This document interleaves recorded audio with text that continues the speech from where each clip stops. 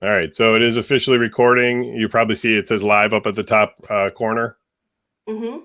Okay, only you guys can see that. That just means a recording. So I'm going to dip out. Have fun, guys. All right. Thank Great. you. And thank you, Dan, so much. All right. Hi, my name is Jillian. I go by Miss J, or the Speaker Spanker. And in 2015, I started the Ascension process. It was happy, it was sad, it was hell, it was heaven, it was everything, and still is going. I had an idea to make music, videos, talk shows, and do radio. So through that, I connected with over 200 people plus worldwide, got a radio show, and crazy things started happening. And I didn't know what was going on. My parents wanted to put me in a straitjacket. I had crazy energy. I just knew how to do everything, knew how to build everything. And I started watching some videos. And then Dan Winter's video about DNA came to me, and that kind of changed my life. And ever since then, I've seen probably about all of them, 200, 300 videos for the past few years. So I am a full supporter of all of Dan's research, and it's all proven. We don't have to go over it anymore. He merges science and spirituality, and in my opinion, he's a electrical badass as well, and we're pretty much walking batteries. So that's how you deal with humanity and all that stuff.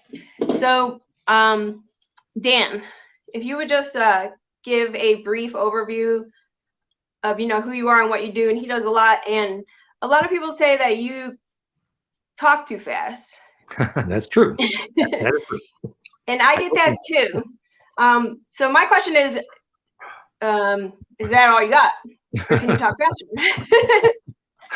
So if you want to give an overview, and let's talk faster if you want to. Let's I'm happy to be here, Jillian. And actually, I find your enthusiasm quite, it's enough to make me feel a bit younger. And I like that too. And also, Jillian is from the same neighborhood, Western New York. I think that's very cool. Mm-hmm. West Seneca, that's very cool. Family business back there. So, well, everybody kind of knows my background. I was a systems analyst with IBM. Electrical engineering, graduate work, University of Detroit, graduate psychophysiology. I did biofeedback. I was a polygraph designer. I taught in the original biofeedback groups with Albert Axe and Elmer Green, all that good stuff. I helped HeartMath Institute start their heart coherence. And we have 6 biofeedback apps on the App Store. My plasmatectherify.net is used in 25 countries for rejuvenation. Our water implosion technology, theimploder.com. Main website, fractalfield.com. It's a fun story. Actually, one part of this that I think might be fun to start with, you said you started with the Ascension process. And actually, there's a pretty simple way to start that might be introductory. Is that good? What do you think? Yes. Kind of. I didn't know what was going on, so it could be kind of scary, but thanks to people like you and other teachers and just doing a lot of research and books and things like that, channeling. But yeah, it's kind of scary, but it's crazy, but it's everything. And your last video, you were talking about how you were crying. You didn't know why, you just were. That's right. It's just intensely passionate. And I really related to that because it's just, you just feel it. Yeah, but I think it is good that all of the people who are talking about Ascension, most of them quote unquote new age woo-woos, if we had a little serious science there, we could think really more accurately and therefore make our feelings shareable. Actually, my work in this area started in your neighborhood, Western New York, Millard Fillmore Hospital.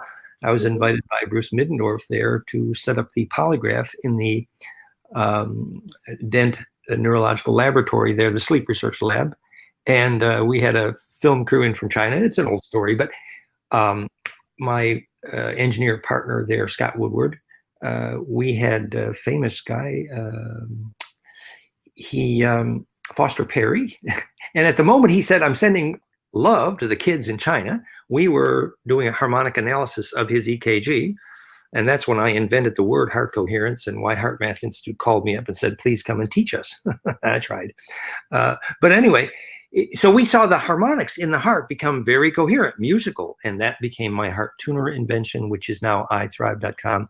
And actually for HRV and for EKG, we do it to teach empathy and tantra by measurement, which we do for banks, actually, realheartcoherence.com. So that's when we saw the heart becomes coherent at the moment of love, literally. It's very cool. Your heart becomes a laser. It's fun. Point being, does this help you understand what you mean when you say ascension?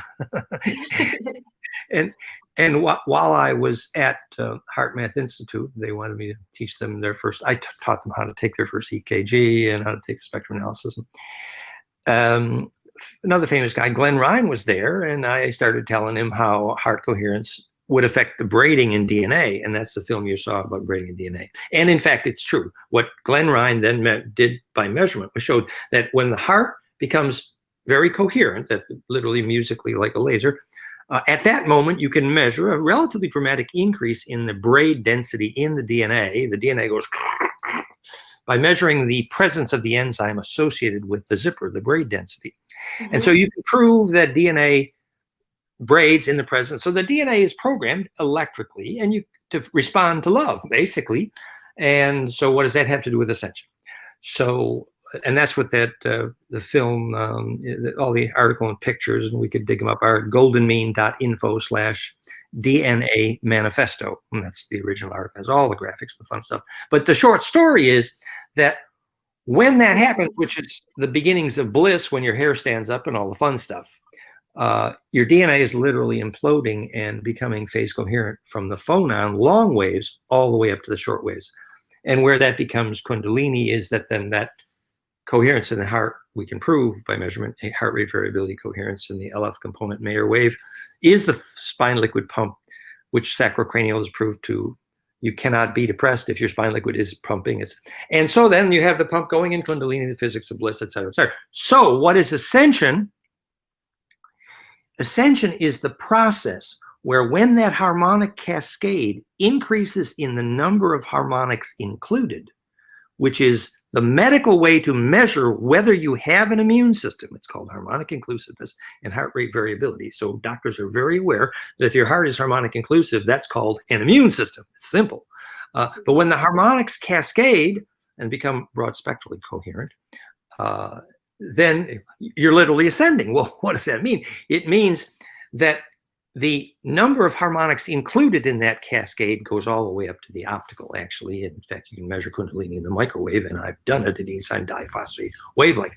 And that spin implosion is metabolic density, and that's the lightning you feel up your tailbone.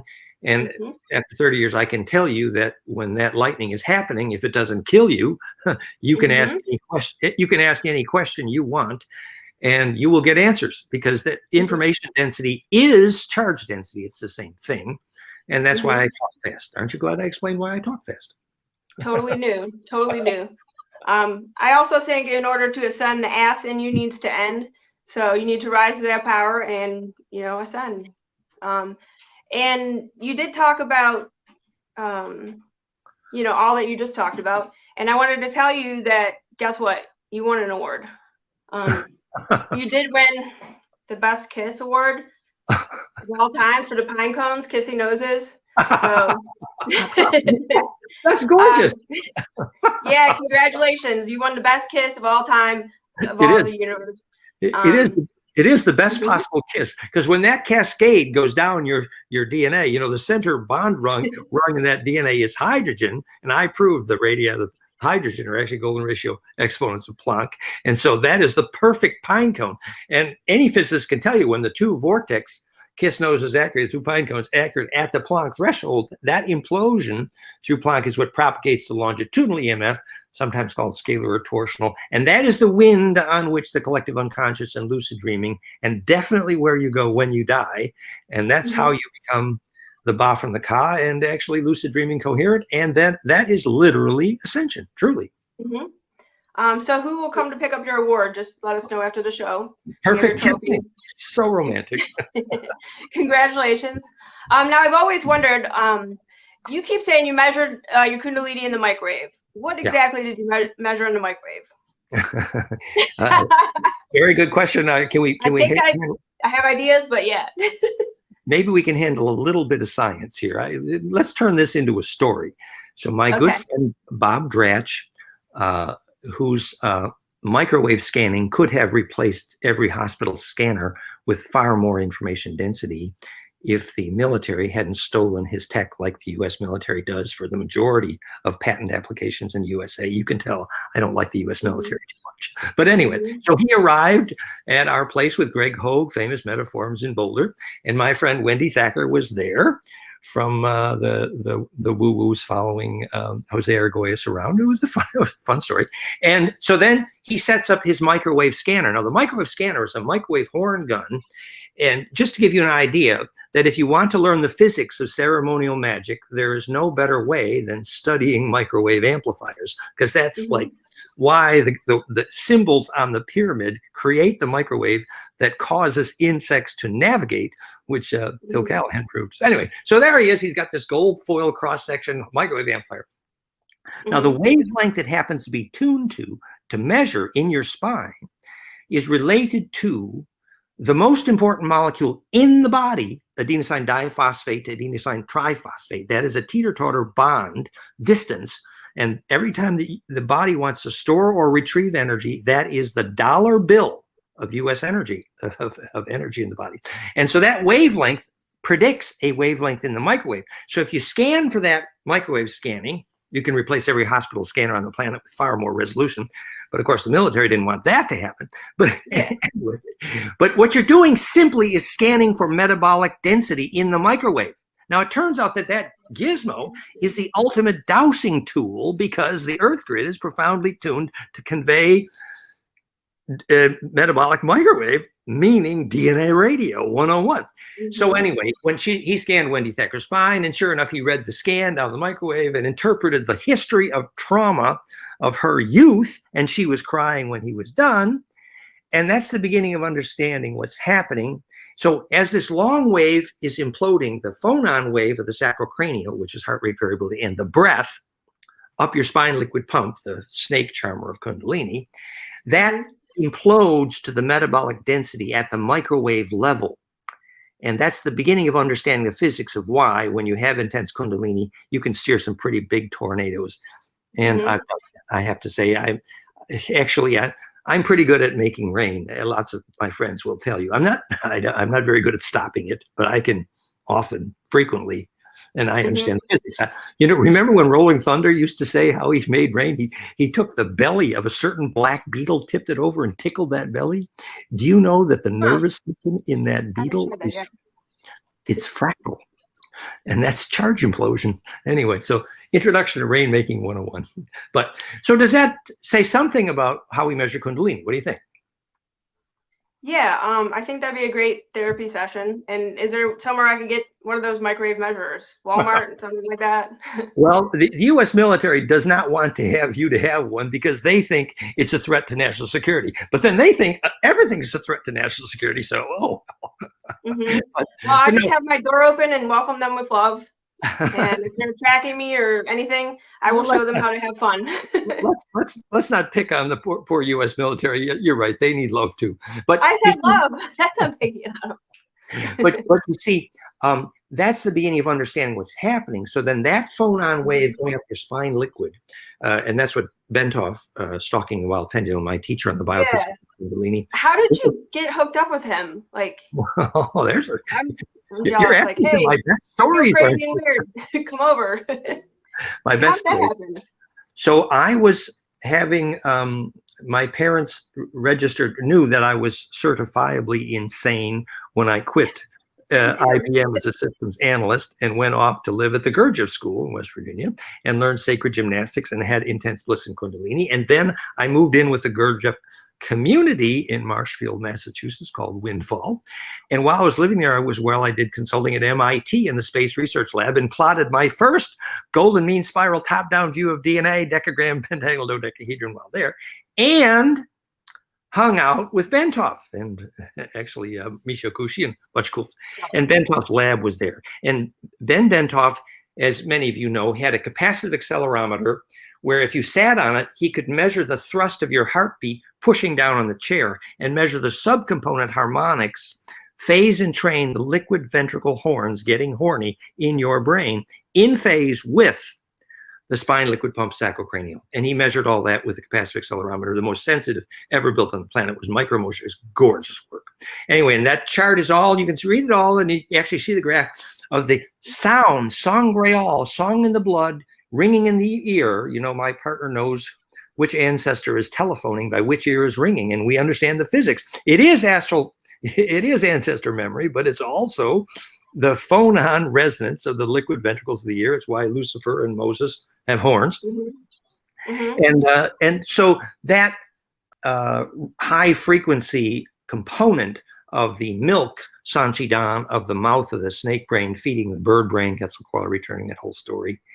And so that's an explosion of growth in the high brain. And then the top of my head got very pointed. You can feel a negative ion wind there. You know, it's a little bit fun, but it's also life-threatening. And that ability to handle that much metabolic density requires exquisite understanding of nutrition and hydration, all that stuff. But if you can handle that much bliss and not be insane, then it's a rapid road to evolution, perhaps. Mastered it, yes. And then, like, did they teach you Kundalini, or how did that topic come up with Bentov? Because I had no idea what it was, but just the research, it's like, that's me. This is what's going on. All that, yes. Well, that's so good. How and did you it come look about? like, You know what I mean? you look like you could have a fairly rapid metabolism. You could have quite a bit of fire. And if you can handle the stillness, and if you don't mind sitting in the middle of a lightning bolt, you could become information. That's how it feels. That's how it feels. Well, how it happened to me, everybody's story is original. But so there I was, I think I was 21 years old and a virgin in the Gurdjieff training school, Claymont.org, Charlestown, West Virginia, where George Washington's nephew had his pig farm. And they converted the pig farm to a dance hall for teaching sacred gymnastic. And I was doing intense Gurdjieff Sufi sacred gymnastics and eating my first real live food diet of my life, having escaped from University of Detroit. And that altogether meant I began to have some pretty intense Kundalini symptoms doing the meditation and all that stuff. And that's when I began to feel literally waves of bliss. And it's true. I mean, a lot of us might have been declared insane, except, and in one case, I was sort of, literally adopted by Ben Bentoff and Lisa Nella, MD, who wrote the book, Kundalini Psychosis or Trance, wrote the book on Kundalini, and I was adopted by them. I have been called the Forrest Gump of that generation of physics of consciousness. I knew Bill Tiller and Arthur Young and Charles Mizez. They were all, Fred Wolf, hung out with all of them, Ralph Abraham. You know, that's the circle I traveled in. Knew Bucky Fuller quite well. So I was the universe seemed to want me to be educated. But now I must pay the debt. I had the gift of the best education on the planet. I mean, I did. I had the Jesuits. I had the best education planet Earth has to offer, a major gift. And I'm super grateful. And also I'm grateful for the years of bliss. But in return, to repay that debt, I must make shareable what I've learned. And that's why I'm here, to share with you. Wow. A+. You already got the trophy, so you're good to go. Thank you for being the judge. And the angel. Thank you. Thank you. And I love my parents. My parents are wonderful people, but I am up for spiritual adoption. If anybody wants to connect and be my Kundalini family around here, because I just really have had nobody. And it's kind of a strange thing to talk about, where people kind of laugh and shrug, but it's like real. So if anybody's around, putting out a call. The thing is, it's difficult because the very concept of what is bliss is fundamentally a political hot potato. And if a group of people manage to sustain bliss together, biologically, their aura replaces the need for government. So, of course, the fastest way to get put in jail in about any country on planet Earth is to have a group of people that's able to have bliss regularly together, because that threatens any government on planet Earth. And it's not about religion. It's the fact that biologically, the plasma cocoon you make collectively, called body polis, is the definition of the word politics. And it's real, because biologically, if you don't get bliss, you don't get an immune system, and you can't take memory through death or lucid dream or do any of the fun stuff that makes you immortal. So actually, politically, in physics, bliss is the reason for being human, but many governments aren't quite ready for that one. Yeah, so a friend of mine is actually running for Pittsburgh mayor soon, And I told him I was doing an interview with you, and he actually said he knew who you were and that he was really excited for me. So he might stop by because you always say to talk to your, political leaders. So he knew and he's excited about it. He knows about auras. So I did my job. It's actually practical because when you understand that functionally people's ability to sustain an immune system is the bliss opposite of depression, and that bliss is defined fundamentally as getting a big aura, and having a big aura is very scientifically measurable. One is a GDV cast discharge visualization. So for example, you could say as a political platform, my political platform is we will make scientific decisions of health. For example, should you get vaccinated, or should you do recreational drugs, or should you, by measuring your kids' auras. Hello, you would learn that metal schools destroy children's auras. You would learn that vaccination destroys children's auras. And the aura, when you understand what the physics is, it's simply charged radiance, the plasma cocoon you navigate, and the only way to get immortal, not to mention have an immune system. So yes, biologically, scientifically, we need to define our political decisions based on whether or not it feeds your aura. Now, it's not only about picking out your broccoli, it's every single decision. And some of our auras are just like too big for others, so we just have to figure out how to harmonize, I guess. So you often talk about what are humans for, and if people want to know, they can check out all your videos because you're talking about it in all your videos. But I want to ask you, what is Dan Winter for? Well, I was very inspired by Kurt Vonnegut's Breakfast of Champions, because when he was at the bar asking, Breakfast of Champions is whiskey, by the way, according to Kurt Vonnegut. So the fundamental question he came up with was, what are people for? That was, and so I was meditating on that at an early age. A whiskey breakfast. Sounds good. Breakfast of Champions. Yeah, Kurt Vonnegut. He's got to be right. So no, what are people for? No, what are you for? Well, I'm for the same thing everyone's for, in my opinion. It's not different. My view would be, having studied the physics of consciousness, knowing now what we know by measurement, that focused human attention causes electric fields to compress. That's fundamental. It is centripetal. It is implosive. And the more conscious you have, the more centripetal you are. And that means, that doesn't just mean you can, your wishes come true faster, and they do. And it doesn't just mean you can steer bigger and bigger tornadoes, and you can, and I have done it. And it doesn't just mean you can inhabit a star, and, Bentoff talking about steering the whole planet as an aura. It means what is conscious, and all these physicists have finally agreed, well, the universe is conscious, but they don't have a clue what they mean for it. And they might even admit that it's emerging from chaos, even though it's hard for them, because they teach every college student that the universe is fundamentally condemned to entropy. And in fact, consciousness is negentropic, the title of my book. So no, people are for creating the centripetal field, which will ultimately not just cause Earth's ecosystem to emerge from chaos, but to sustain the birth of stars and become, what we call interdimensional or interstellar or angelic.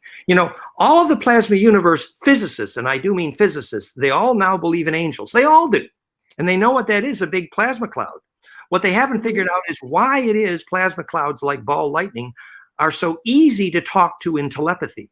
And that's what my theory of consciousness explains very well, that you're destined to grow up and become a big plasma cloud that can steer tornadoes. And that's the John D, how he made the storm that took out the Spanish Armada. That's why that story is so instructive. Yeah, so I have been, doing my homework and training to be a navigator. So I do have my map. Oh, she's got her Phantom Enochian. Wonderful. So I got that. Those were the actual letters used to make the film Stargate. And we now know that the index of plasma shadows designed to steer big plasma storms, exactly what John Dee did when he told Queen Elizabeth a year ahead of time he was going to make the storm that took out the Spanish Armada. Later became Shakespeare's play, The Tempest. And Shakespeare was with John Dee when he did that. And I do lucid dream. And guess where I went in my lucid dream? Where? Wonderful. Wonderful. To your class. It was in an auditorium. I don't know. It was a good class. So thank you for that. So yeah, it was a dream. It went to Dan Winter's class. And then I also, you have to have an alphabet with you. So my friend gave me this. So I got my, I guess, musical alphabet. Oh, great. And it's an old school one in their foil. So maybe to withstand, going through death or some kind of Stargate or something, you know what I mean? The G clef, the G clef, yes. And it is about music. That's true. It is about, it's literally understanding that it's actually good news when you figure out that you are a wave among waves waving. That nesting or perfect embedding, something sometimes called entanglement, which is perfected by conjugation, which is implosion. We're entangled now. Yeah, no, that's what it's about. I have to admit, although I totally believe the physics that if you can lucid dream, you have a good chance of taking memory through death. I have to be honest, I'm not very good at it yet. What about taking your class though? Well, no, that's really what we're supposed to be about is teaching this. You're right. And that definition of what is lucidity in a dream, which is that you can come back and reveal something that's testable or measurable or that someone else shared. And so that lucidity indicates a kind of phase coherent, which we now know means your aura is propagating longitudinally phase coherent, what the Egyptians called the Ba from the Ka. And that's the beginning of having something that you can take with you when you die. And it's a beautiful, beautiful thing. So congratulations, actually. So am I doing okay so far? Because I don't have teachers or people to grade me or tell me what's going on. So yeah, I'm trying. I do have a question though. So have you heard of the mummies exhibition where they're taking like mummies on tour? A little bit, yeah. Okay, so interestingly enough, it's stuck here in Pittsburgh with the pandemic, and I guess that's a safe exhibit to go to. But I just wanted your opinion because it kind of made me feel a little bit weird. So they take different types of mummies and they have them go on tour, and you can go check them out. But here's the thing: so if you're like Thoth and you regenerate, and then you go out and about. And then what happens one day when you come back to your vessel or your body, and then you're in a museum in Pittsburgh and a bunch of kids are like, staring at you? I don't know. Did they give permission a long time ago? Like, what's your opinion on that? It's kind of, I thought that was a little bit, I don't know. You know how the Tibetans, if an advanced saint dies in Tibet, the Catholics are actually right about one thing, just one, but they're right that if your body doesn't decay after death, it's a relatively good indication that this person was a saint. Now, the physics is good because the charge density in that biology will prevent decay. Now, that's a well-known indicator of sainthood. Well, in Egypt, they're trying to do something similar. Remember, the reason the Tibetans do that is so then that saint's body is then available as a kind of shrine to call the energy and memory of that saint, which then can help when connection with ancestor voices has survival value. It's not a bad thing. Well, in Egypt, they made a mistake, to be honest. They were using the salt in the natron of the desert to dry the body. That's the essence of mummification, is the extreme drying of the salt natron. Now, it turns out that this would be the Egyptian ancient culture. And like what, in the beginning? Well, like third dynasty, previous, past.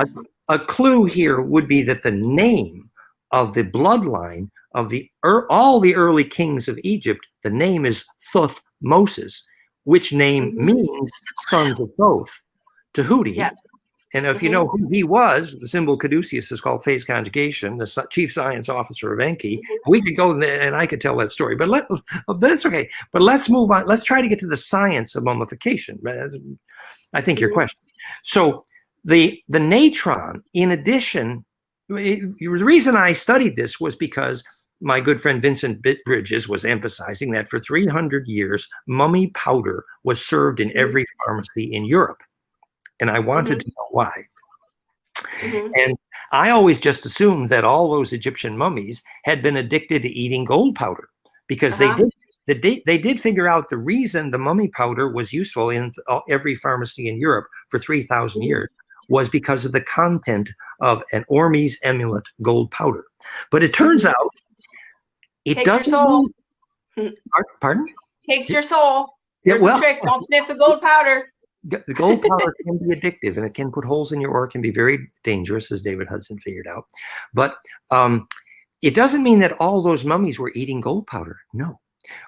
What happened was that the nature of the dielectric constant of the natron salt in the mummification process would engage what we would call literally an alchemic implosive process, changing the flesh and blood in the body alchemically to an Ormes amulet. Literally, the body became a gold powder. So the body was alchemized, which means simply charge implosive. And so the mummy could then become a shrine and connecting point for the extended aura of the traveling Ba from the Ka, the spirit. So that's part of the story. The other part of the story is what really needs to happen at death, which is the ability of the aura to propagate coherently, like through the squirt gun tube of the pyramid pointing to Sirius and Orion. And the ability to propagate the aura is not necessarily served by leaving a mummy back there. And mummification also served as a junkyard for failed souls as well. It's kind of the Enlil versus Enki story, but we don't need to go there. But essentially, we are there. Well, essentially, if you can't get a soul and you can't lucid dream after death, an example of this, I believe, would be many of whom we call quote unquote ascended masters, like Saint Germain. Actually, their gold powder addiction meant that they couldn't make their own bliss, and so they're stuck as astral parasites, sucking the astral juice of others. And so the gold powder addiction actually caused them to become trapped in the astral. And like so, all the ascended masters? Well, no, but there, and you know, what we call a parasite versus what is not a parasite is a pretty complicated question. But essentially, every human, for example, that doesn't have their own source of bliss is indirectly, functionally a parasite. So actually, until we all find our own source of charge implosion called bliss, where do we get our charge from? Others. Because the Ka and the Ba separate. They're not together anymore when they're not being tuned, and your soul can leave you, right? If you are not doing the bliss and the sharing it. What we believe is that when the Egyptians referred to the Ka, what they call the boat into the underworld, they, in my view, meant the amount of electrical coherence in the aura, in this case, transverse EMF coherence. Whereas what they referred to the Ba, which they said was squeezed out like a seed from a husk, the Ba from the Ka, Kaba, was, we now believe, when you implode, which is you sit still and you feel that charge implosion, become very charged and spin dance, we say ascend, that the charge implodes down the pine cone kissing noses, right tuned accurately to the Planck level, and at the Planck threshold, the toothpaste is squeezed out through the tube and propagates in a longitudinal EMF. The only physics of action at a distance, the real meaning of Tesla, and the only way all action at a distance happens in all spiritual stories, lucid dreaming, and where you go after death and ancestral memory. So that is the propagating longitudinally coherent, which we now know requires fractal field cross lines, the same place that dramatically affects radioactivity on the Earth grid, which is where you want birth and death to happen. So that ability to be coherent, Ba from the, so when you say separated the Ba from the Ka, it's a bit complicated because normally what would happen would be the transverse charge envelope of your aura becomes an anchor point for the propagating Ba. And that's why you don't want anyone to touch you when you're having bliss or lucid dreaming, because it can electrically shock that cord connection. So there's a whole bunch of astral hygiene, and we could pursue that whatever you like. So you mentioned, I can't remember if it was Enki or Enlil, they made humans argumentative, unpredictable, and combative so that nobody could take them over. And guess what? Here we are. No, you know, They did a good job with that. It's really worked out. that story started with that study of the inceptive cyborg effect in Mexico, where the Atahualpa figurines, the clay figures, in Mexico, the famous clay figurines, and they discovered a lot of those clay figurines had a very large penis. And it turns out that they actually measured it. Friends of ours actually measured this. If you make an axolotl in clay with fluted ears and you put it next to baby axolotls, the baby axolotls would grow fluted ears. So that the clay figurine, this is the physics of witchcraft. Absolutely the physics. Is that like Hathor's ears? Unrelated, yes. The axolotl. Well, that was an example of the inceptive cyborg effect. Well, why was Enki, apparently, they say he did this on Pluto, but that's another story. But why was Enki trying to get the humans to have a large penis? Why were we oversexed? Well, one thing is it's harder to make slaves of races that are oversexed. And so indeed, we're combative. But remember, we came from a long line of slave drivers, the Dracos, the Uru, the Anunnaki, and we, you know, the humans were originally slaves. I mean, that's the downside of the story. The upside of the story is that the genetic diversity here means we could be the vaccine for the Orion Wars. And that's a big story. That's a big story. Yes. So speaking of that, has anybody made us a vaccine yet for them to be able to be blissful? Is anybody doing that successfully yet? So they can get their squirt on, you know? The stories, and that you know of, you know, like, are any extraterrestrial groups, like, have they done that successfully, what you're talking about? There's a group called the PAs, the Ptah, which are a series of the high grays, which are teaching humans to make alpha brainwaves. And you can see the link for the extraterrestrial curriculum on humans to make alpha at ourflamingmind.com. I'm not sure how deep you want to go down that rabbit hole of the ET stories. Let's go deep, whatever.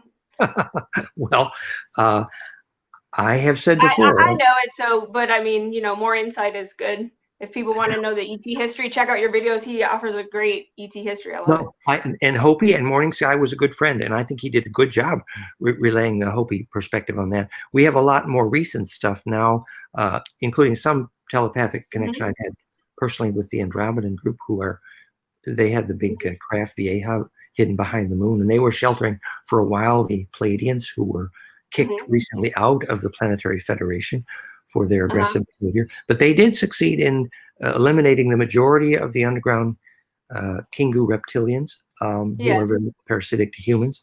And but the summary would be that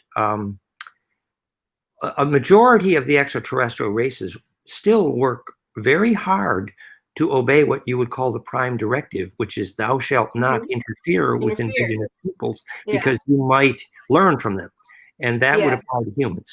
But from that picture, I would say humans really need a very large dose of humility. I mean, the human race needs a big dose of humility. Keep trying to just forget. But like, the thing is, that's how they were created, and then everybody had sex, all interference, and then you know what I mean? Like, it's too much. No, but you know, I mean, it's like moving to France. Fractal patterns. We're fractal patterns. We keep fractal patterning. It's like patterning. Moving to France or moving to Australia. You know, every country believes they're the most important country. It's normal. The Japanese kids and the Chinese kids are all raised for their entire life to believe that every other culture is inferior. That's deeply burned into the Japanese and the Chinese mindset. Deeply. And guess what?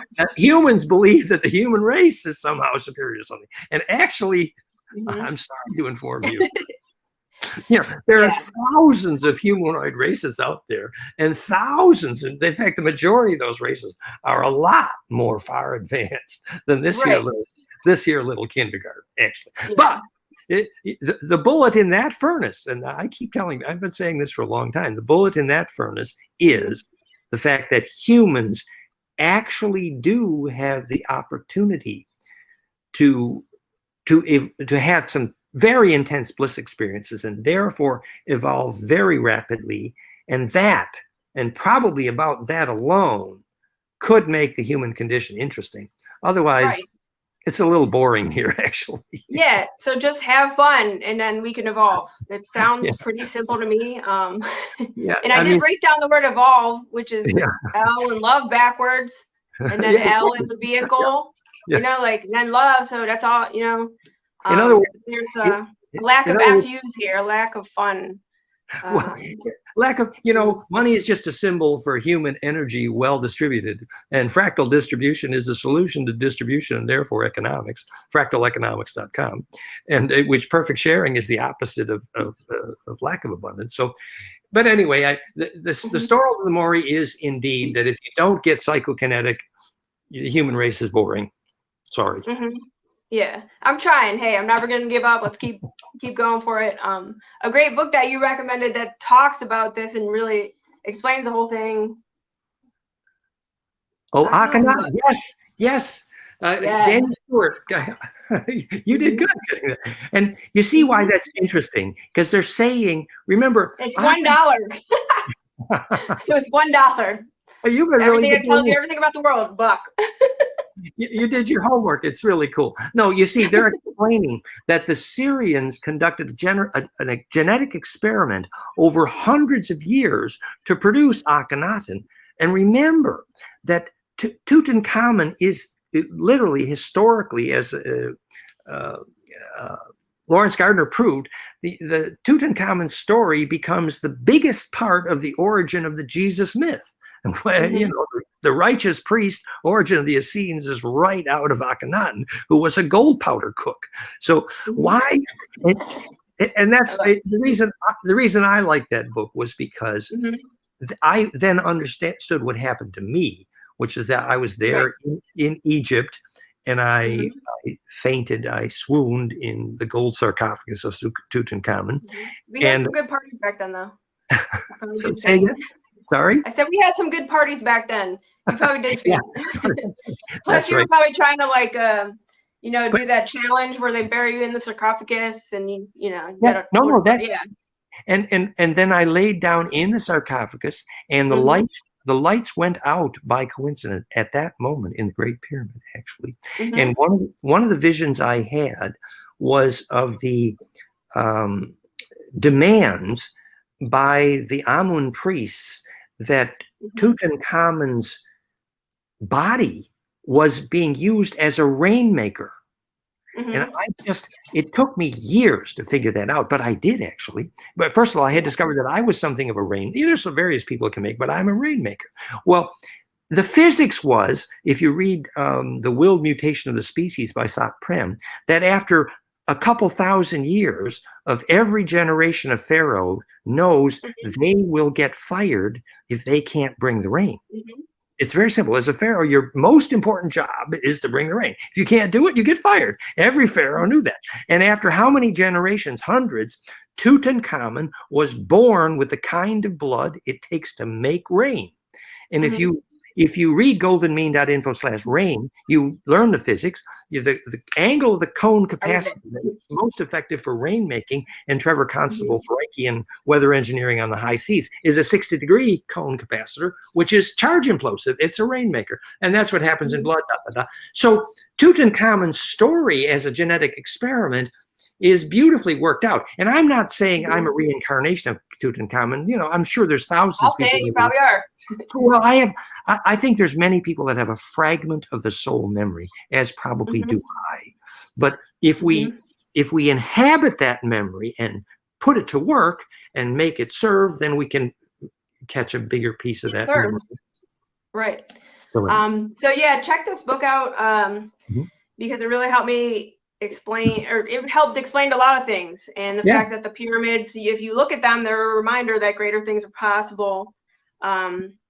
And that the telepaths had to intervene because every time they saw the humans destroying things. And they also pointed out how humans get obsessed with their problems, which they do. But guess what? You don't have to, everybody. You can obsess over fun, or happiness or something like that. And they're also like, humans are also kind of just always scared and nervous, and they sense that. So I enjoyed this book, and there was some interesting things that happened during some of these books you recommended. So I read this book, and so I had a night where I was upset, you know, probably some Kundalini tears or something, and I just started crying, and I was talking to my friend. I was like, I don't know who's in this picture. We took a picture in my music studio, and you can see it, like, so I have a microphone light. It's a light, and it hangs up, and it's a microphone. We took a picture, and I'll send it to you soon. And there was a giant skull at the microphone, a shadow like this, kind of singing up in the corner. And it had a big elongated skull. The side was facing this way, and its mouth is to the mic. I'll show it to you shortly. And you know, you can see what you want to see, or everybody's perspective is different, but everybody keeps seeing this, you know, skull. So I was talking to my psychic friend who lives in West Seneca. He's excited. Shout out to Phil. He was excited. He said he goes to the electric place still. When I told him, he's like, I know that. I go there. So I was upset, and I was like, I don't know who that skull is. You know, so I was upset, and I was like, I'll just read my book and try to calm down. And I just opened it to a page, and then I looked, and it said that he was in the studio, and he was getting his sculpture done, and he was sideways facing. And it was exactly what I was going through. So it's he came to the studio. So I was, you know, excited about that. So he came to the studio, and then it verified some people remember, and talked about who remembered. It also talked about sounded like some pretty fun parties late night in the pyramids. And then, you know, read the story, went on. At the end of the book, when I finished the book, and it's pretty amazing because it takes you up to now and to discover the tomb, and it all relates, and then you get it, and yeah, it's a wow moment. At the end, when I stopped the book, I was like reading it, and then I was like, wow, you know what I mean? Then this really happened. I had this naughty button that my friend gave me, and it was across the room, just, you know, sitting there. I wasn't near it, and it went off like 21 times. Naughty, naughty, naughty. 21 in a row. Naughty, naughty, naughty. Naughty, naughty, naughty. So it went off by itself when I finished the book, and at first I had the human reaction. I was like, oh my God, I was scared. But then I was like, and I just started laughing, and I was like, these humans are just need to laugh, like it's not a big deal, you know? So yeah, that was a nice recommendation, Dan. No, it's beautiful that you saw that, and it's true. The karma of the whole Egyptian scenario, in a way, is being worked out now. And the physics of why those cone heads are called dolichocephalic skulls. And that cone head skull was more than just a container for the Kundalini or the pineal that's extended. It also is a phonon geometry that the High Syrians, and that's whose genetic engineering is Akhenaten's story, and they were mostly cone heads. And the cone heads are part of the Malta story and the South American story. And that dolichocephalic is a way of resonating a microphone, actually. Because the phonon geometry in the skull enables a ascension in the focus of harmonics that would then implode on the pineal, making it plasma projective. So the evolution of the skull and that pointed geometry, and even my own skull, and you know, I have quite a few friends whose skull became more pointed after Kundalini. So and I spoke to you about those types of questions as well. Yeah, and actually that phonon resonance that puts pressure on the top of the head from the spine liquid pump working well is plasma projection. And plasma projection is the ability to project your aura out of your body when you lucid dream and die. And it's the definition of the Shem in the word shaman, access to a black hole. So, you know, the pointed skull accessing the microphone to make a shareable wave, that's a pretty good metaphor. Yeah, I was excited that, you know, to stop by the studio, and they were like, he was a little weary about looking different in his, skull looking different, but he liked the way that the person did the sculpture, because he looked loving and all that jazz. So keep the love up. Well, our friend Vincent Bridges talked many times when they were in the presence of the Sekhmet statuary in Egypt. On at least one occasion, the eye sockets in the statue suddenly glowed brightly red. And it was obvious that a major plasma entity was literally inhabiting the statuary. And this is not a myth. This is not witchcraft. It's simple physics. The Olmec walked 60 miles to get the right basalt dielectric constant in the stone from which they carved the statue of their ancestors, so the ancestors' plasma body could inhabit the statue. And that was real physics for maintaining the phone call to ancestral memory. It's real, whether it's Eastern Island or the Easter Island, the Aboriginal. So the physics of statuary in terms of a plasma connection to ancestral memory is real and valuable, the sculpture. Speaking of sculptures, I did have a question about obelisks. So I visited Coral Castle, which, awesome enough, is on the same lines as Giza, all the big spots. I definitely felt a lot, but I got an obelisk from Coral Castle gift shop. But I have a lot of energy. My house is, don't worry, it's set up like a rose. All's well, good energy flowing. But I'm not really sure where to put this. And it's got the energy of Coral Castle. That's a big deal. But like, I don't know about obelisk placement. And I know we could be the Sims. We could be simming. And too many obelisks is not the best. Just the right amount. Too least, you get not that smart. So, advice. Well, the carvings on the side could be interpreted as microwave guides. We know that of the obelisk. Kundalini measure. Well, the microwave coherence of the symbols will affect how the insects navigate, and we know why. I don't want bugs or spiders, though, in the house. No, but in terms of the physics of obelisks, if an obelisk is placed in such a way that it simply bleeds the capacitance of the earth, it's actually a negative influence. For example, the same physics that allows a farmer to sue the government to remove a microwave tower, because the farmer needs to go to the base of that tower and can measure the soil compaction, which reports when the microorganisms die.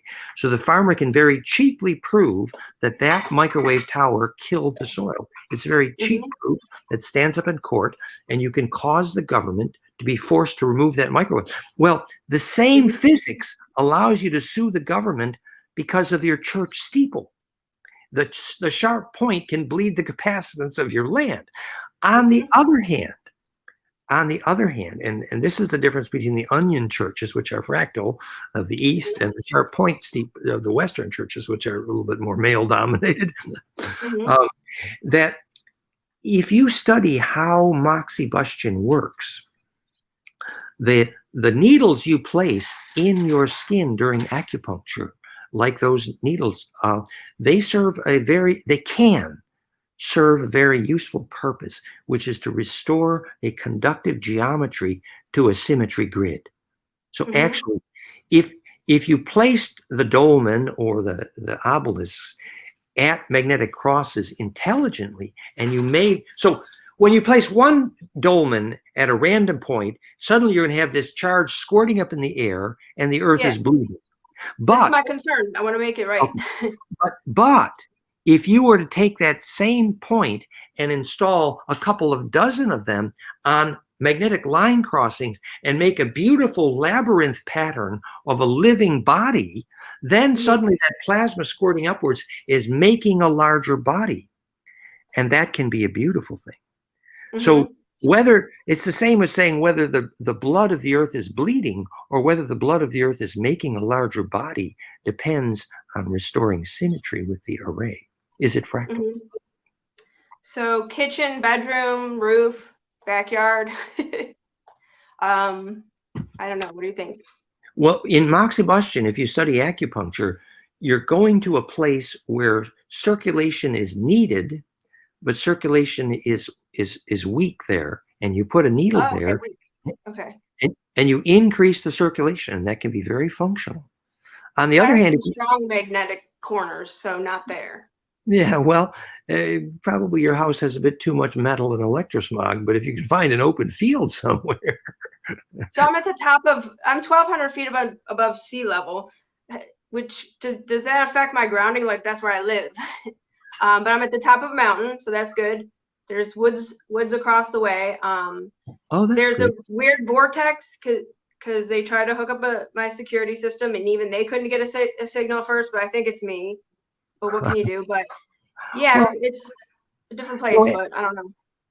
the higher ground often will have better air and less electrosmog if it's not too high. If it's too high, then you get dehydrated and you lose oxygen. But higher ground can be very healthy for air quality.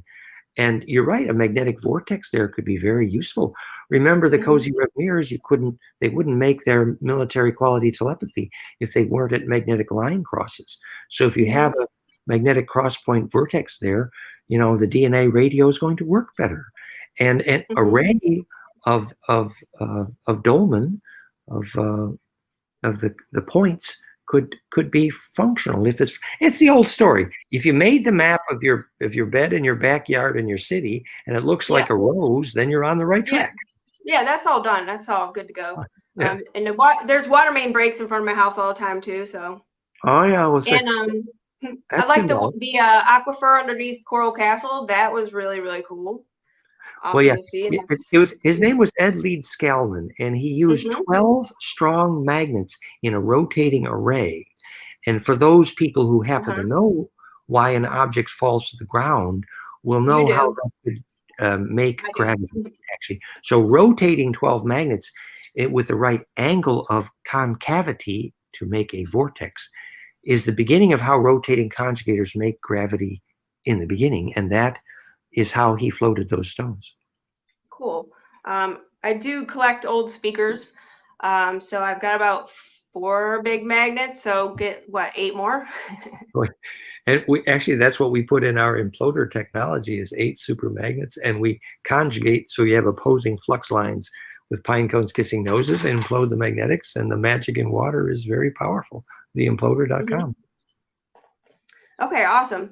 And then, so if I live 1,200 feet above sea level, do you have any good recommendations for how to ground? Because I am living up in the clouds. You could say it, it's true. Yeah, well, obviously, the book Earthing, barefoot on real stone and real water is wonderful. And wearing shoes, particularly when you're not in the city, wearing shoes that are not so thick and insulated so you can get capacitance of the earth through the sole of the shoe. Obviously, all of your clothing, especially shoes, as much natural material as possible and as little synthetics as possible so that you can get that aura capacitive coupling that enables you to phase lock to ground. I mean, it's real that the more you're in phase with the earth ground, the more that you get leverage on the grid. I mean, so psychologists and electricians, when they say grounding, they mean the same thing. And that's how you get leverage on tornadoes, the beginning of the ability to make a still point. Very important. So in my lucid dream, I did hunt some tornadoes with my dad and practice steering them. And then, so they came towards us and I didn't know why we were walking towards, but me and my dad were there. There was 3 of them. And then they came towards us and then they went away. So what's that mean? Is that okay? Is that good practice? Well, that's, good elementals are very good at steering tornadoes, and tornadoes will be attracted to anything that makes them more centripetal because it will keep them alive longer. So tornadoes need to destroy metal trailer parks, and they do, because it weakens their aura to leave them there. Where tornadoes need sacred stone structures because it feeds the tornado. And so they will not destroy a stone church. The tornadoes feel, and they feel you because of the implosion at their center. So I'm not a metal trailer park. That's right. Metal trailer parks deserve to be destroyed by tornadoes because the tornadoes feel them as pain inside their body.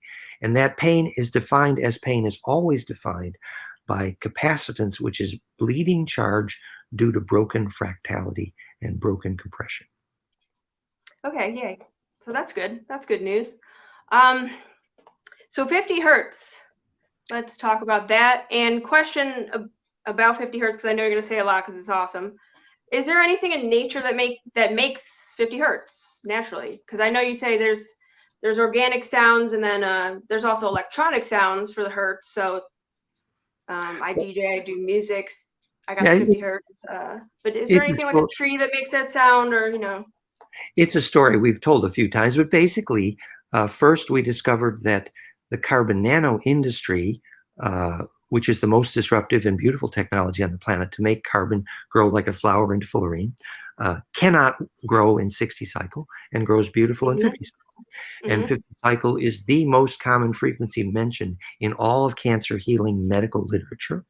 And 50 hertz is exactly golden ratio integer exponent times Planck, which we proved, and the key frequency of Therify.net, a key frequency, and all the healing technologies, and a harmonic that should show up in the Schumann harmonic cascade. But when we measured it, we measured all around the planet and many in the Bosnian pyramids. We always measured 53 hertz and not 50, and we really scratched our head.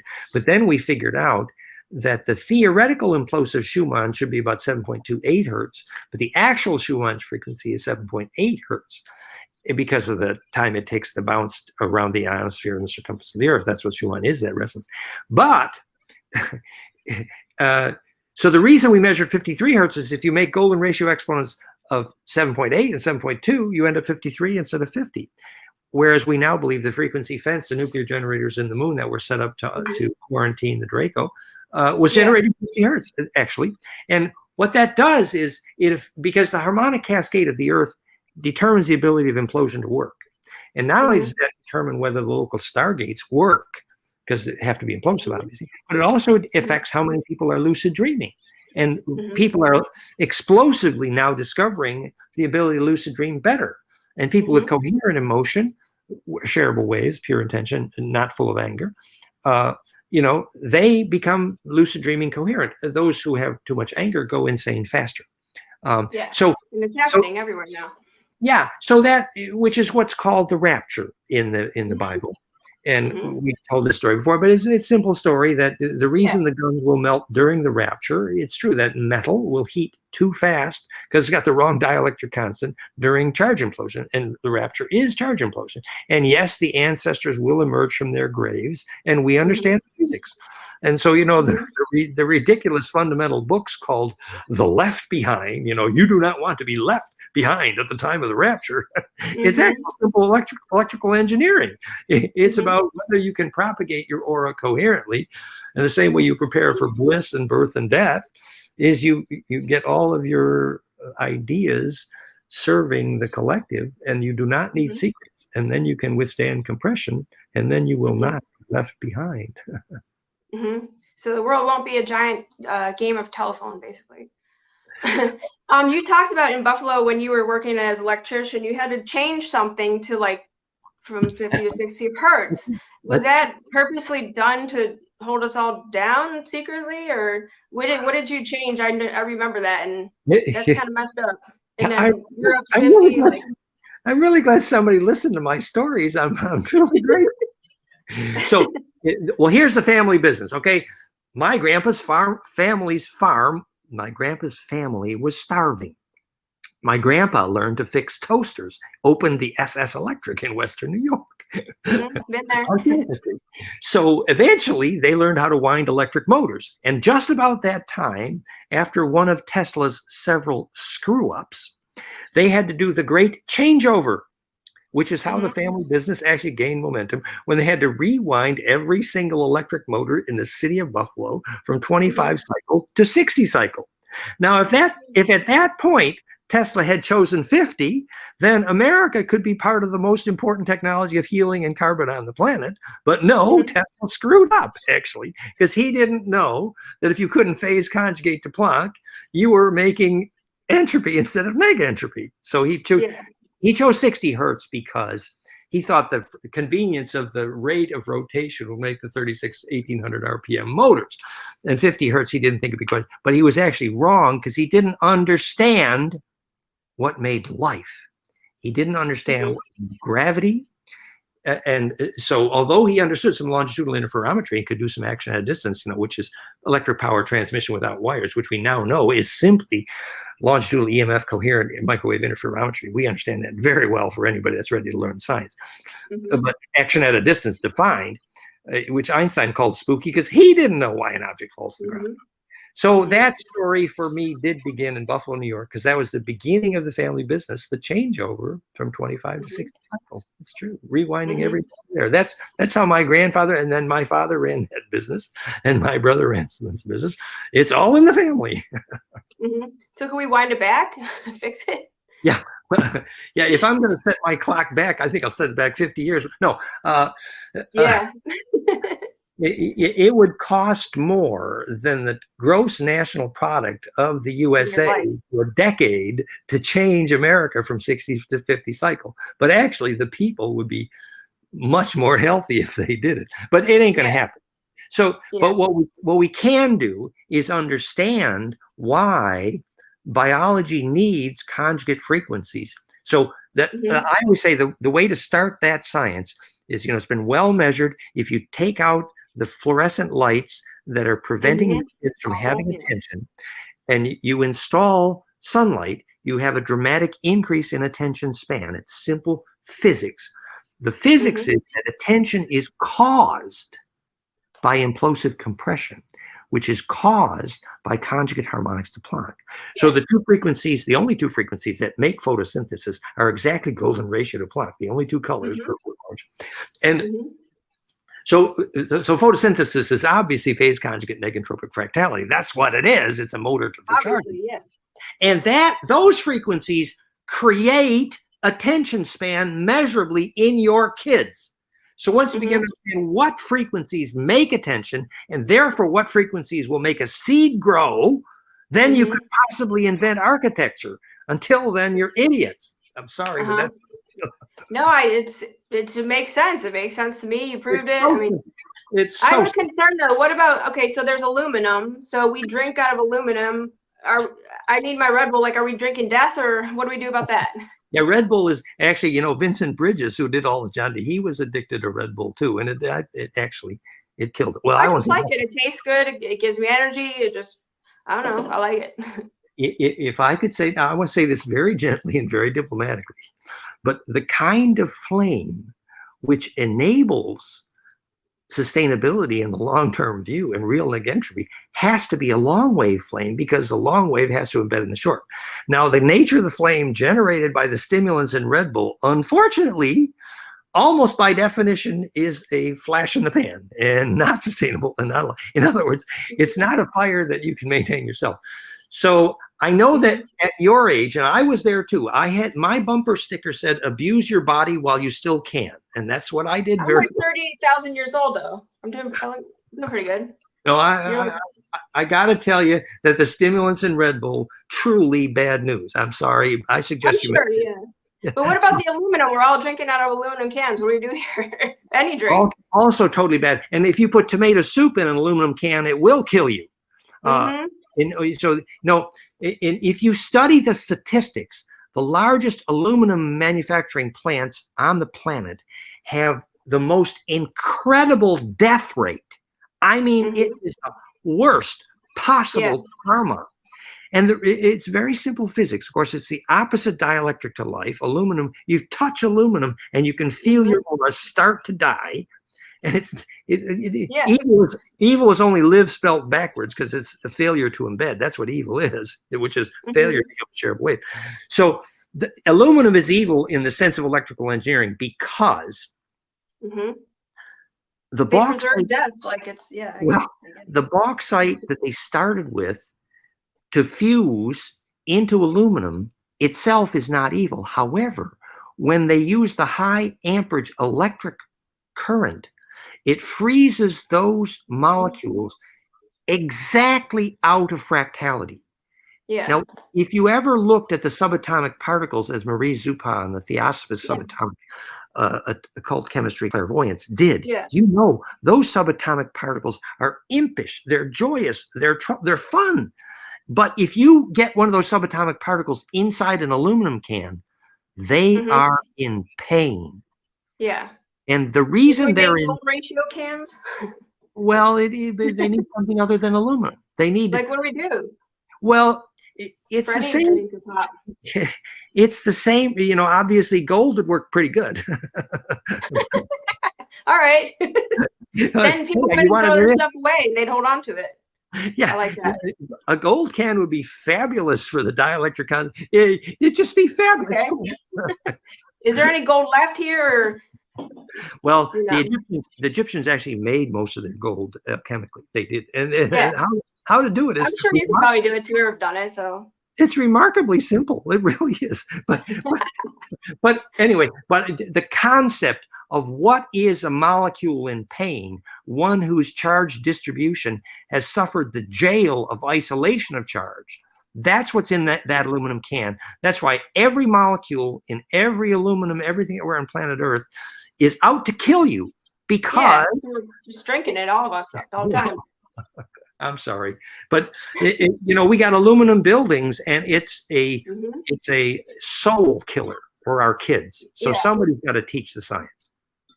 Plastic bottles, glass bottles, are either of those any better? I know plastics, you know, not the best material, glass or just gold. In terms of dielectric constant, glass can be quite good. Glass is good, can be quite good. And plastic, depending on food grade plastic that doesn't leak, and there are a lot of plastics that do leak, and it's quite tricky. But at least plastic is dielectrically neutral, so it's not actively evil. Okay. But and we have all of this curriculum about selecting material according to fractality, which ultimately it is anything that was once biology is more fractal, because those molecules experience charge distribution. So when you're building biologic architecture, we have a chart from fractal to fractionating, and that's the chart is there, goldenmean.info/architecture. And I think another extra credit project I worked on in a lucid dream, I built a organic wooden Stargate in the woods. So fabulous. Good What's that all about? Like, I think that's a good idea. Well, you know, the ancients all knew that almost every interplanetary war started out over who gets access to the Stargate. You know, in the movie Stargate, they used a Phaenomenokian for the letters because those were the plasma implosive accelerators, the template waveguides. And, you know, Jerusalem, Uru Asa Elem, means Stargate, actually. Uru, the Draco blood, Asa, the queen of, and El means the place of the phase shift, the Stargate, which is a phase shift from transverse to longitudinal. That's what the El is, Elohim, you know. And so, and if you're stuck on a small planet a long way from downtown, yes, there's going to be a war over the Stargate, but as we've said 100 times, you probably could cancel a war over Jerusalem because that Stargate's broken. It's much better. It's much better to learn how to build one. So question, talk about Elm. What about there's an area in Elmsport, PA, without, you know, elaborating, is that, you know, is that golden ratio? Are they drinking out of gold cups there? I don't know if you've read our papers on the we did ritual in Elmsport, PA for many years. I didn't know Reverend Mothers. So you knew some of those. I don't know. Maybe that story really struck me. It was very interesting. And I live in PA, and so is the Elmsport still open? Well, okay, so you just opened another huge can of worms, but I wrote it on the structure of the question, so. goldenmean.info/eagle-morph, and you'll see I love that. I love that. Yeah, and it's true that the central Pennsylvania map, if you look at the 3D and the soils map, it is a dramatic picture of an eagle's head, and we called it country. And the eye of that eagle is one of the largest springs in the state where the shamans went to learn vision. It's an old story. And the Women in the Wilderness story began in Pennsylvania as where the 7 arrows that are mapped on that star map there were the 7 arrows of the Women in the Wilderness story. But it's a big story. But it's true that the America itself has a morphology magnetically to be the face of the eagle, and it is there. And the first town that was electrified in America was around Elmsport, I believe. And Elmsport literally means the place where the elves are ported. And if you look at where it's literally on the eagles, that's the crown of the eagle for a reason. And Kundalini too, hey? It's all relating. You could be a part of that bloodline that was destined. I really think that there I am. This is only a tenth of the things that have happened that I'm telling you, but there's so much more. But I really got it. The function of the Americas in that story, Amerigo Vespucci, to mother Amerigo Vespucci, via spy your chi, Amerigo Vespucci, for whom America was named, and the eagle map in Pennsylvania, which actually the whole Appalachian Mountains is the very incredibly vivid carving of the spine of an eagle, which is how the collective bliss. And when I was staying with Marie Bauer Hall just after she said her husband Manly Hall was murdered, and she was dedicating her life to the spiritual destiny of the Americas, which was supposedly St. Germain's hidden library, which revealed the Shakespeare story under the vault in the Virginia there. And so that whole story, which I was present with those people, was to try to understand the spiritual destiny of the Americas, actually. And we wrote, we wrote Star Spangled Banner, like if you, the words you break down, like it all makes sense. Exactly. And there's 7 springs around here. There's 7 sister places. It's 7 springs, 7 valley. There's even the 7 notch, the 7 golf course, and the 7 arrows in the eagle in the American dollar bill. What did that mean? The 7 spin symmetries of the tetracube, which enable your heart to implode, and therefore, in the physics of 7 layers of the heart muscle. I mean, so the spiritual destiny of the Americas is actually. It is the Keystone State. Yes, the Keystone, exactly. See, you're beginning to get it. So how is it that America has gotten to the stage today that everything about current politics prevents the possibility of bliss, when in fact collective group bliss is to become plasma projective enough for the kids to grow up and leave the kindergarten and inhabit stars? This is the spiritual destiny of Americas. So when are we going to have a government that makes bliss possible?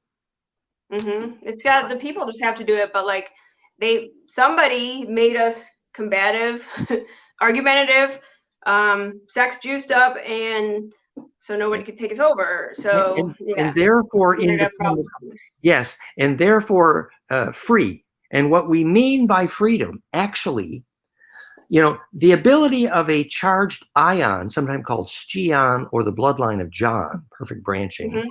The ability to be free is actually the ability of a charged ion to be distributed. And that is never, ever going to be possible except in the concept of a fractal. So when the magnetic maps finally do look like a rose, then freedom is possible because charge distribution is possible. The same definition of abundance, if you understand fractal economics, which is simply how to become perfect sharing and spiritual economics. Now, do the moon generators affect Elmsport, PA? The story is that when the galactic core cultures and the Andromedans and others, the Galactic Federation supposedly, chased the remnant Draco, Uru, and Kingu into this galactic sector, and the quote-unquote bad guys needed to be trapped on Earth. And so by setting these nuclear generators, making this frequency fence radiating from the moon is provably hollow and metal. We know that. Ingo Swan. Ingo Swan, exactly. And so a lot of the bad plasma entities inhabit the moon, the Greys and the Dracos. And they ran the place. But so at that time, those frequency generators would prevent the portals, the stargates, from allowing the Dracos stuck on Earth to get out. Yeah. That's many thousands of years ago. But since that time, that was hacked, and the frequency fence was no longer working, and they got out anyway. And there was never any intention to inhibit the evolution of the humans here to prevent them from having bliss, but indirectly, that was part of the effect until now. And that's what the Pleiadians have their own problems, but that's what they've been teaching. And that part of the story is useful. Yes. Yeah. Yeah. And then we kind of need the Draco brain and then the bully for the, the complete picture of the humans being That's right. That's right. We got the Dracos were one of the most survivalist species in this sector of the galaxy. They could survive in the toughest environment. So we actually got good bloodline from them. Yeah. And from the opposite side of the family, we got the bird dog blood, which was Syrian. And that's what Morning Sky is talking about. The bird dog brain versus the reptilian brain stem. Exactly. And if you combine the two right, you could get a vaccine for the Orion Wars. And that's, yes. That's the goal for Earth. Now, interestingly enough, in a lot of music, a lot of rap songs, they shout out Draco. Yes. Are they shouting out that Draco? It makes sense. I mean, remember the high dragons, the winged dragons, the Archon, the Siakar, they were the heroes of the ancestors. And the high Dracos, you could see them when a lot of lenticular clouds are actually the capacitive formation of high winged Dracos and high plasma entities. And they're powerful. And the high Dracos, now called the Alpha Draco, we know from recent reports, were actually helpful in removing the Kingu underground, who were they eat humans. We didn't really want them here. But the conventional Draco, as we've said many times, regard humans the same way we do chickens. And you can understand that. It's not funny. It's simply the truth. Yeah. For them, when you feel a Draco, it feels like a vice right here. And if you don't have the psychic power to make that vice, then you're a chicken. It's okay. You could grow up, but you need to learn what it takes to make that much centripetal force. And then you can create that level of power. And the high Draco, they have high gamma frequencies and lots of telepathy, but their blood is a lipid oil base. And we've told and the oxygen and turn the oxygen on in the politics, and we'll find out. That's right. That's right. So that shape shifting, who's not? Well, so you can tell which planet the more parasitic Dracos are winning, because radioactivity goes up and oxygen goes down. That's a stimulant for them. Oxygen for them is a poison. And that we explain what they call the plague of Azoth in the Bible, et cetera, et cetera. And it's kind of a fairy tale, but it's true. If you understood the blood chemistry of our ancestors, you'd understand how they invented what later became the plasma technology, those light bulbs you see in the Bible, which we now call Therify.net, because they were clear. They were aging catastrophically when they came to Earth because the electric field caused aging. And the Garden of Eden was an electric field that was negentropic, phase conjugate, to prevent aging. That's what the Garden of Eden was. And to make that, we need to understand the electric field that causes a seed to grow. So when when the generators are done, is it going to be a better atmosphere, or? The story we're told is the nuclear generators in the moon have more than half of them have already failed, and they're failing quickly. It will mean that more and more of the stargates in the Earth, and supposedly there's many, so there's a lot of more comings and goings of various ETs. It also means more and more humans will have bliss or rapture and lucid dreaming, the ones who are able to handle the charge. And the ones who are not able to handle a charge will go insane faster. And that could be dangerous for quite a while, actually. And so this could be a time to duck. Really, more danger. Yes, bring it. 2020. Let's do it. Let's just get it all out. When you see all these. When you see all these films now that most of Manhattan is boarded up, and the documentaries say that New York City cannot ever recover. And if you study the economics, you probably believe that. But the fact that cities are now being uninvented Mm-hmm. could actually serve evolution, because as Mm-hmm. we return to nature, we can encounter an environment where human biology could actually grow an aura, actually, Mm-hmm. which is generally not possible in big cities. So Mm-hmm. in that sense, the suggestion, well, return to nature and duck, actually means return to the nature, the place where bliss is possible. Mm-hmm. So we're kind of getting a reset. I view it as like you didn't choose this. You were just born into it. Nobody wants to hurt anybody, and it's not your fault. But so let's Well, move forward and all that. it's But go it's ahead. pressurizing an environment where you have to make a decision. Do you prioritize having an aura, an immune system, and bliss? Are you Mm-hmm. willing to stand up for that? It doesn't Yes. mean you have to shoot your government. It just means you Right. have to go to a place where you can have an aura and have bliss and prioritize that actively, or else. Mm-hmm. I think we live on a beautiful planet with beautiful people of all sizes, shapes, colors. And fun is free. You can smile, you can laugh. If you're alive, you should live. So instead, how do you spend your time? You know what I mean? Is it being hating or fun? You can make the choice. So I just want people to realize that they can make the choice to do that. Well said, dear. Well said. You got it. You're the teacher. Go for it. I was a teacher. Yeah, I was a teacher for a long time as well, but it's just so simple. Experience. It is. It's they were right. Follow your bliss. That's the instruction, actually. Now, so I just feel like there's a lot of people kind of anchoring hate, but I honestly feel like maybe they're getting interfered with, or there's like a transmission that's brainwashing them. I know this is another topic that I found mini nanos on me and things like that, and I could definitely see that they could get a signal or vice versa. I really feel like there's some brainwash interfering that's not fair going on. Thoughts, and is there a frequency I can play to combat that, or what do we do? Well, we have the implosion sound frequency, flameinmind.com/flameinsound, and the science explained at fractalfield.com/implosion sound. And we know the harmonics to induce bliss, the ones that are most powerful, the most bliss-inducing binaural beats on the planet are there. And that applies to the electric field as well as the sonic field.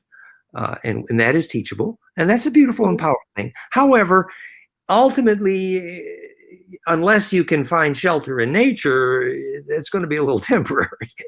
Okay. So the instruction here is actually pretty clear. Probably for the near future, it's going to be necessary to leave the city and find the community in nature. It's a real and necessary urgency, in my opinion. Yes. Was there anything in nature that makes 50 hertz? Oh, yes. Oh, of course. Well, it's making 53 now, but it's moving toward 50. You said 53. Now, how do you know that your aura is not weighing into that because you know all this knowledge? Like, you know what I mean? When there's consciousness, it kind of changes the outcome of experiment. Does your aura weigh something? Did it weigh in? I don't know. Well, it kind of amounts to when you are able to access the stillness, the only way your attention can remain in the stillness is if, in fact, you're imploding to a shareable wave, the center. The simple physics, the reason you don't buy a used car if the salesman has shifty eyes is because if you can focus, it is physically proof that you are able to identify with a shareable wave. So the very ability to enter the stillness is proof that you can implode. And then the harmonic series will be absolutely correct. Very simple. So, most young people, unfortunately, are absolutely afraid of stillness. That tells you it's not their fault. They were just conditioned and born into it. And that's right. But the specter of encountering absolute stillness scares the hell out of most young people. And that tells you something. It does. But yet, if you could withstand absolute stillness, everything comes to you. So what about nature, 50 hertz? Well, Plants? Like specifically anything? you know, if you scale the architecture, golden ratio times Planck, called sacred dimension, we know the British foot as an example, it's a golden ratio cascade to Planck. So sacred architecture is based on scale and ratio, and the scale obviously is golden ratio to Planck. It defines sacred dimension, and John Michel had that right. So if you build it, they will come. If you build it, implosion will come, and that's the mind of God, actually. Built that Stargate. Well, it is, you know, whether it's a stone circle or a labyrinth or a Stargate, call it whatever you like, it's a charge implosion device that attracts the mind.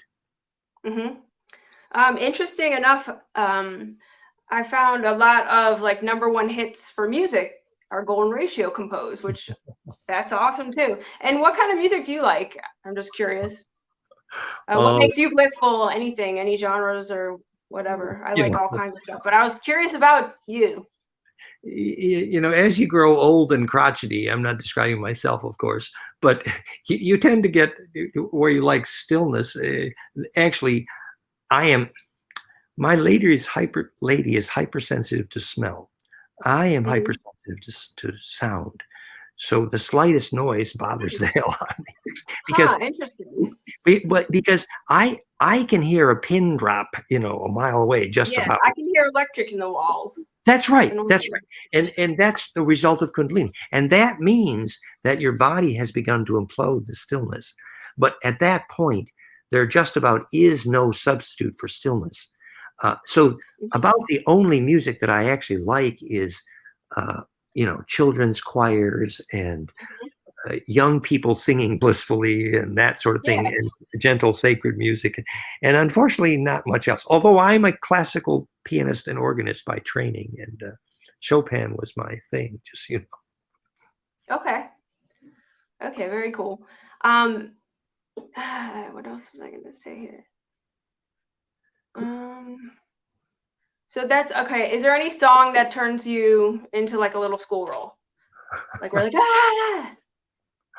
Oh, you know, Petula Clark, Tom Jones, you know, when I was a kid, but Cat Stevens, a lot of sacred stuff. Actually, the Moody Blues had some fabulously spiritual stuff going on, actually. So there was a lot of, and even the Beatles, I mean, there was a lot of spiritual symbolism and all that stuff. And, you know, John Lennon's after death music is real. It's beautiful. And he financed the Whale Dreamers movie for our friends for that reason, because they recognized John Lennon after death. He came back, and that was real. So, you know, there was a lot of beautiful spiritual things in the music. It was beautiful. So, as far as like chanting, I feel like the last of chanting on the radio is Enigma, and I haven't heard much chanting. Now, what are the powers of chants? And for example, if we put like a chant into a song, 50 hertz, and possibly a woman having her blissful squirt and record it and put it into one song, is that going to help? That's, you know, happiness or power, or what? That's really the right question, and it's a beautiful question. I mean, when I grew up, we figured out why in the Gurdjieff movie, Meetings with Remarkable Men, the test for if you were a saint was who could make the longest echo. And the perfect echo is a name for immortality and fractality, ultimately. And the perfect echo is really what biology is about. And the perfect echo is the aura that gets immortal. So, you know, biology is programmed to make those sounds. You are right. Like you say vowels every day, something like that. Yes, and if you do a harmonic analysis of the vowel tones, A, E, I, O, U, and the Om sound, goldenmean.info/harmonic, you actually, harmonic, and you actually make a caduceus cascade, I-om, and you actually make a caduceus. The Om sound, and you make implosion, literally, and that's what sacred space is, and that can be done harmonically. So your study of music in that regard is beautiful and appropriate, and that's what we applied to. We applied to water implosion and plasma implosion. We started with sound. That's right, and that came from studying the heart harmonics and the brainwave harmonics. So thank you. Well, yes, thank you. That's a lot, right? We just, I super appreciate you, you know, talking to me and things like that. I want to thank you for all your work, and like I get it. It's wonderful. It's fantastic. Last question I want to ask. So there was the Orion Queens, and I think I read on one of your pages they had male slaves on leashes in the galaxies or something. What's that all about? I'm just curious. You can read about the Orion Queens. The article's called Honey of the Queens, goldenmean.info/honey. It's well known that not only was Atlantis a matriarchy like Minoa and coming of age in Samoa, the great matriarchies were wet making empowered. But it's well known that the Pleiadian culture from which our Anunnaki quasi-Draco ancestors directly came from in the Pleiades, and every indigenous culture on the planet knows home was Pleiades. They all know that. That culture was a matriarchy. And if you hear Gosha at Cosmic Agency on YouTube, who really doesn't know what science is, and she claims to talk to the Pleiadians, but Med is much better than media agency group. But anyway, they don't apologize for being a matriarchy. And we say the original matriarch at that time was more perverse than our patriarchy, and that this goes in waves. And that's pretty normal. But in the modern Pleiadian culture, they claim, although they say the men enjoy letting the women run things. That's what they claim. Yeah. So maybe there could be a change, and Well, this goes back and forth, but in effect, fundamentally, an egg is always more fractal than a seed. And that means the Kundalini in a male could be more explosive. Therefore, you can experience more separateness, but at greater risk to your immortality. Whereas the Kundalini in a female, where the egg is more fractal, will always tend to be more grounded. And but there is a natural leverage to femininity that is not there for masculinity, because of the ability to be grounded, actually. So and I think the study of that should go back to the reason the Aboriginal culture has a different language for men than women. And that difference in language is what Joseph Smith had to study to read the Mormon tablets, actually. And that's, Anton Parks tells that story very well. Amanita versus Amensa. And that difference in language between men and women is the root of the major language trees of planet Earth. And it's a profound and deep story. But I will just close with one part of that story. The men and the women tribes in Aboriginal Australia would die for hundreds of years cursing each other. And that was a direct cause of the drought. Failure to touch. And when our friend Malcolm Borgward would go up and down the magnetic lines across Australia for 1,000 miles, and they would do a ritual to heal the pain between the men tribe and the women tribe, and huge rainstorms every time would follow that work. Yeah. So this isolation's not good because we're not even touching. Like, is everything going to turn into the desert? Exactly. Yes, exactly. The James DeMayo desertification and patriarchy, that where laws that prevent touch are passed, you can prove anthropologically it causes the formation of deserts. And that's I'll give a shout out to Evil. They're really like trying everything this year and coming out strong with like, maybe they're listening to you and they're like, maybe we should listen to him and do the opposite. But they're really trying hard coming up with all the stops because more hugs, right? And permission to touch, which is the physics of how you turn water vapor into a raindrop, is the opposite of the current laws about the pandemic, unfortunately. And so we're stressing the human ability to maintain the actual possibility of touch, which enables the long wave to form. Yep. Now, so is it consciousness or con science? Well, actually, conscious means con is with, SCIOUS means with turning inside out-ness. And you see that ability to turn inside out recursively. Same thing, it all relates. Non-destructive self-reentry defines self-awareness, implosion, and consciousness. Yes. So. And then I just wanted to thank you. This was a good one too. The voice of the crystal. Oh, that looks interesting. So let's do this again sometime. I think Yes, please. it's wonderful that you are helping us reach the young people, and I'm grateful to you for helping us do that. Please, let's continue. Anytime. I'm 38,000 years old, but yes. Once you reach that bliss, you don't age, so that's great. I was born very young, and my brother was an only child, so understood. And then he's still at the electric store in Buffalo, right? That's right. That's why the two brothers from east of Eden, just after the winter of our discontent, and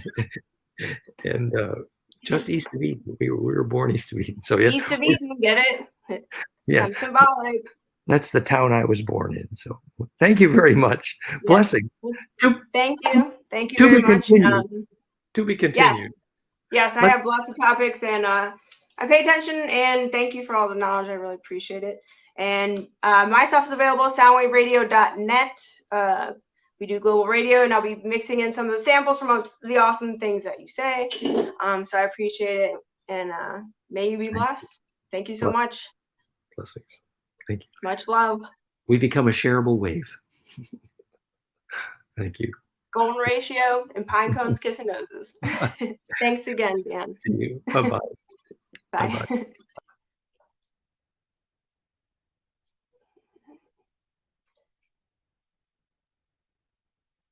Where's G? Did you get that all, G? Are you lost? Are you sleeping? I can't hear you. I hit chat. But thank you. That was awesome. Hour and 41 minutes. Hell yeah. He knows I'm smart.